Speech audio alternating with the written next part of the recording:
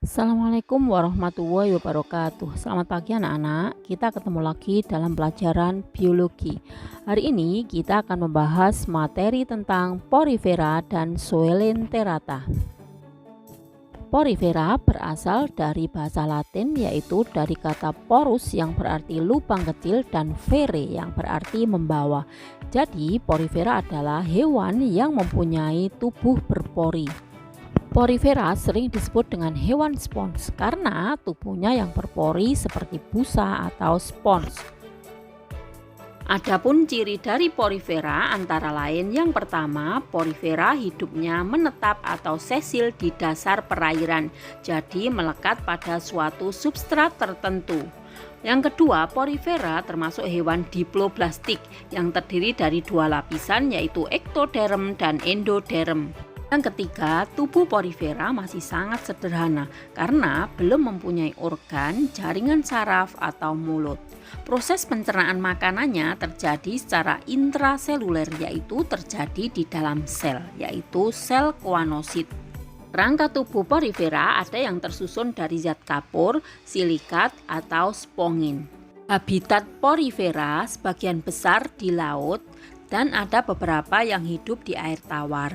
Pada umumnya, porifera hidup di perairan dangkal dan jernih, tapi ada juga yang di perairan berpasir. Bentuk tubuhnya beraneka ragam, ada yang seperti tabung, mangkok, vas bunga, atau bahkan menyerupai tumbuhan. Warnanya juga sangat bervariasi dan dapat berubah-ubah. Perhatikan struktur tubuh porifera berikut. Tubuh porifera penuh dengan pori-pori atau lubang-lubang kecil. Pori-pori ini disebut dengan ostium. Ostium ini berfungsi untuk masuknya air. Ostium tersusun dari saluran-saluran kecil yang nanti akan bermuara pada rongga tubuh yang ada di tengah yang disebut dengan spongosul. Spongosul bermuara pada puncak tubuh yang berupa saluran pengeluaran yang disebut dengan osculum. Porifera termasuk hewan diploblastik, jadi tersusun atas dua lapis sel. Lapisan luar atau ektoderm tersusun atas sel-sel epitel sederhana yang disebut dengan pinakosit. Dan lapisan dalam atau endoderm tersusun atas sel-sel yang berflagel yang disebut dengan koanosit. Di antara lapisan luar dan lapisan dalam terdapat mesoglea atau mesohil. Pada bagian mesoglea ini terdapat sel-sel amebosit yang berfungsi untuk mengangkut makanan ke seluruh tubuh, sel porosit yang berfungsi untuk membuka dan menutupnya pori, skleroblast untuk membentuk spikula. Proses pencernaan makanan dilakukan oleh sel koanosit. Perhatikan gambar yang paling kanan. Jadi, ketika air masuk ke dalam tubuh porifera dan membawa makanan, bisa berupa partikel zat organik atau bakteri atau plankton, maka makanan itu akan ditangkap oleh flagel. Setelah itu, makanan dicerna secara intraseluler oleh sel koanosit. Setelah dicerna, zat makanan akan diedarkan oleh sel amebosit ke seluruh tubuh dan zat sisa dikeluarkan bersama sirkulasi air melalui osculum. Porifera melakukan reproduksi secara aseksual dengan pembentukan tunas atau membentuk kuncup atau gemulai.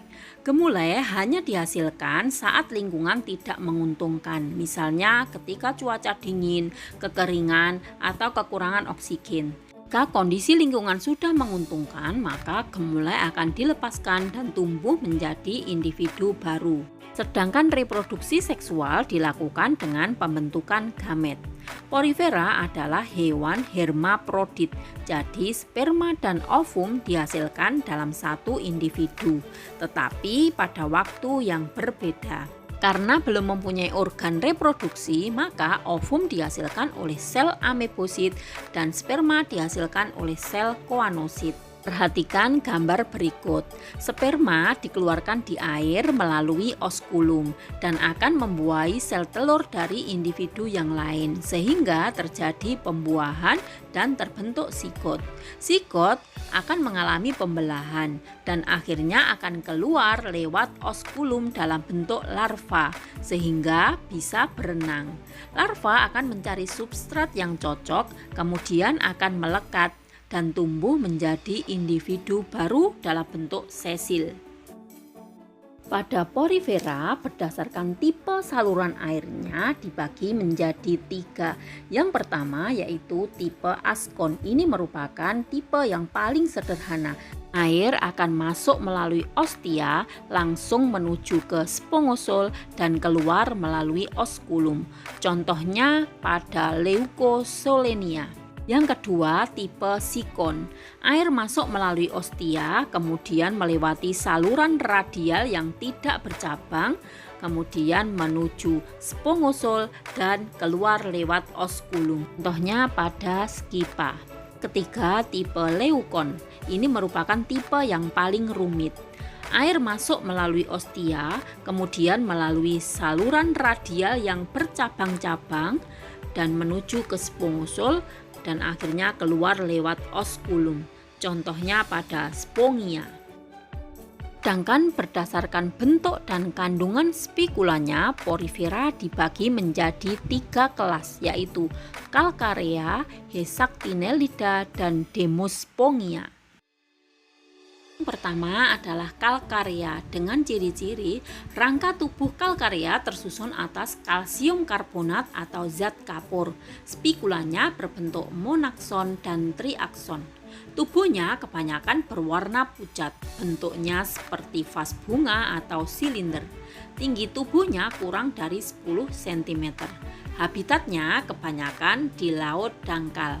Contohnya adalah Leucosolenia, Clatrina, dan Sikon. Kedua, Hexactinellida. Dengan ciri-ciri rangka tubuhnya terbuat dari zat silikat atau zat kersik. Spikulanya berbentuk triakson dengan 6 cabang. Tubuhnya kebanyakan berbentuk seperti gelas, silinder, atau corong. Tinggi tubuhnya kurang dari 10 sampai 30 cm. Habitatnya di laut kedalaman antara 450 sampai 900 meter. Contohnya adalah Euplectella dan Peronema. Yang ketiga adalah Demospongia. Dengan ciri-ciri rangka tubuhnya tersusun atas serabut spongin atau silikat dengan spikula berbentuk monakson atau tetrakson. Bentuk tubuh dan warnanya beragam. Tinggi dan diameternya bisa mencapai 1 meter. Contohnya adalah Euspongia, Spongilla, dan Kalispongia. Porifera mempunyai banyak peranan dalam kehidupan, antara lain yang pertama sebagai tempat tinggal dan tempat berlindungnya ikan. Yang kedua, menyerap dan menyaring polutan sehingga menjaga air tetap jernih. Yang ketiga, porifera menghasilkan senyawa bioaktif yang bisa digunakan untuk bahan obat-obatan, antara lain untuk obat anti kanker dan obat anti asma. Yang keempat, bisa digunakan untuk hiasan akuarium. Dan yang kelima, spons yang sudah mati dapat digunakan sebagai alat gosok. Sekarang kita bahas film yang kedua yaitu Coelenterata. Ubur-ubur yang sering ditangkap oleh SpongeBob termasuk dalam film Coelenterata. Coelenterata berasal dari kata koelos yang berarti rongga dan enteron yang berarti usus. Jadi Coelenterata adalah hewan yang mempunyai rongga yang berperan sebagai usus atau alat pencernaan makanan. Coelenterata juga sering disebut dengan Cnidaria karena mempunyai cnidosit atau sel penyengat. Ciri-ciri dari Coelenterata antara lain, yang pertama, Coelenterata ada yang hidup berkoloni di laut dan ada pula yang hidup soliter di air tawar. Yang kedua, Coelenterata termasuk hewan diploblastik dengan simetri tubuh radial. Soelenterata mempunyai knidosit atau knidoblas yang berfungsi sebagai alat penyengat yang terdapat pada tentakelnya. Tentakel pada Soelenterata berfungsi untuk menangkap mangsa. Tubuh pada Soelenterata terdiri dari kantong dan rongga gastrovaskuler yang berfungsi untuk mencerna makanan. Bentuk tubuhnya ada dua macam, yaitu polip dan medusa. Polip merupakan generasi yang tidak dapat bergerak bebas, sedangkan medusa adalah generasi yang dapat berenang bebas. Soelenterata sudah memiliki sistem saraf sederhana yang berbentuk jala. Perhatikan struktur tubuh Soelenterata berikut. Bentuk tubuh Soelenterata ada dua macam, yaitu polip dan medusa. Polip adalah generasi yang tidak dapat bergerak bebas atau sesil. Jadi dia melekat pada substrat tertentu. Tubuhnya berbentuk seperti tabung. Mulutnya berada di bagian dorsal atau atas dan dikelilingi oleh tentakel. Medusa berbentuk seperti payung. Mulutnya terletak di bagian oral atau bawah dan dikelilingi oleh tentakel. Soelenterata tubuhnya termasuk diploblastik. Bagian ektoderm atau lapisan luar terdiri dari epidermis. Bagian endoderm atau lapisan dalam terdiri dari gastrodermis. Antara lapisan luar dan lapisan dalam terdapat mesoglea. Soelenterata memiliki satu lubang yang berfungsi sebagai mulut dan sebagai anus. Mulutnya dikelilingi oleh tentakel. Pada tentakel terdapat knidoblas atau alat sengat yang dapat digunakan untuk menangkap mangsa.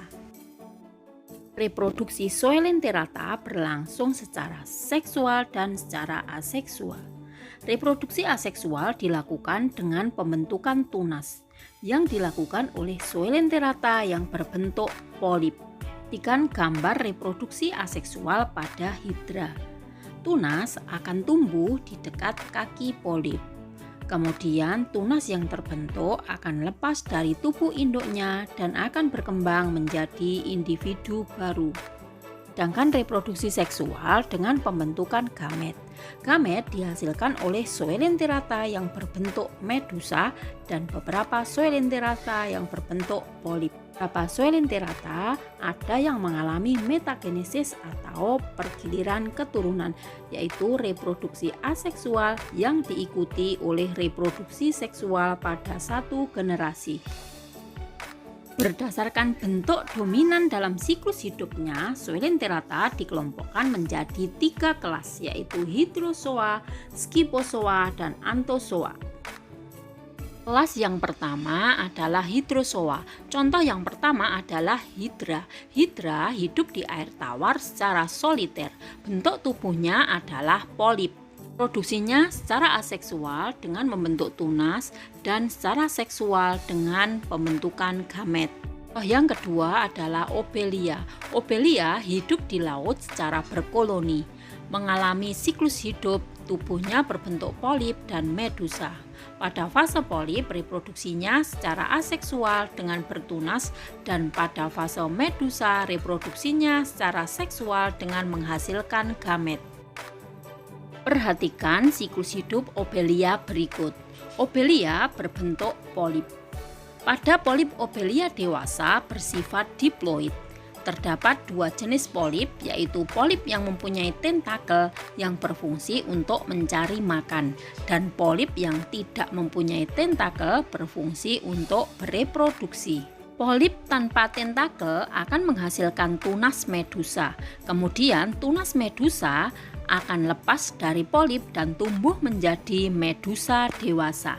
Selanjutnya, medusa dewasa akan menghasilkan sel telur dan sperma yang dilepaskan di air dan terjadi fertilisasi, terbentuk zigot.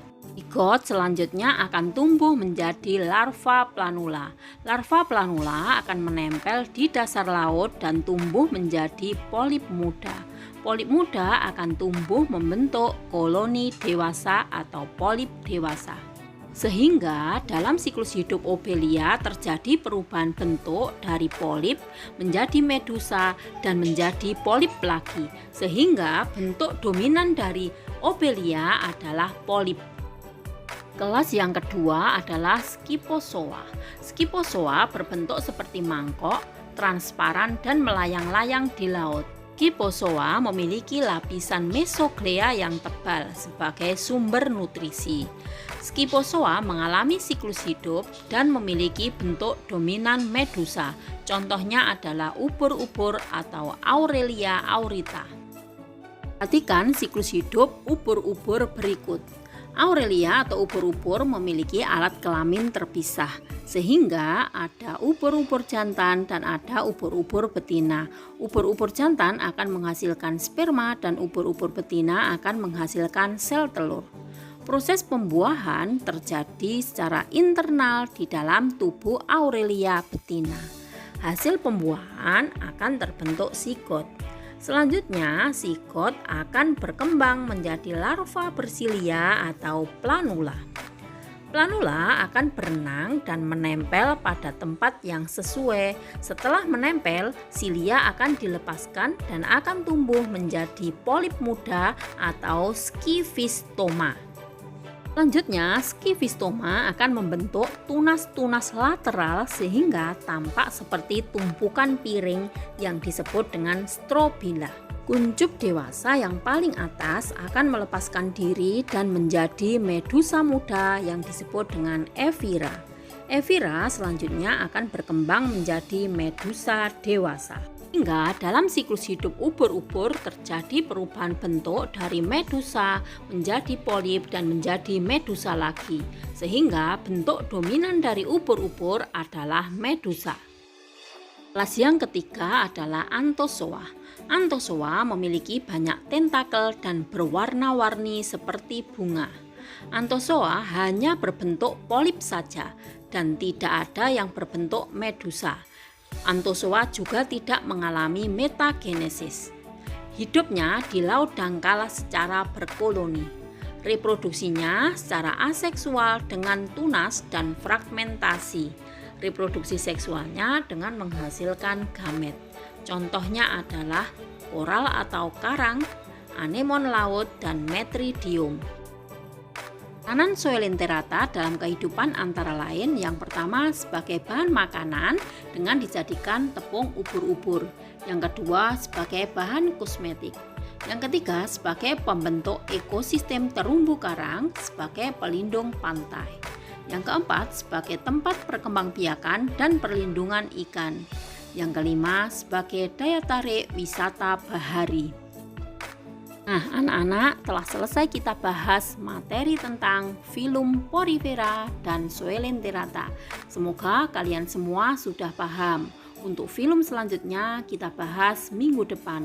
Terima kasih. Wassalamualaikum warahmatullahi wabarakatuh.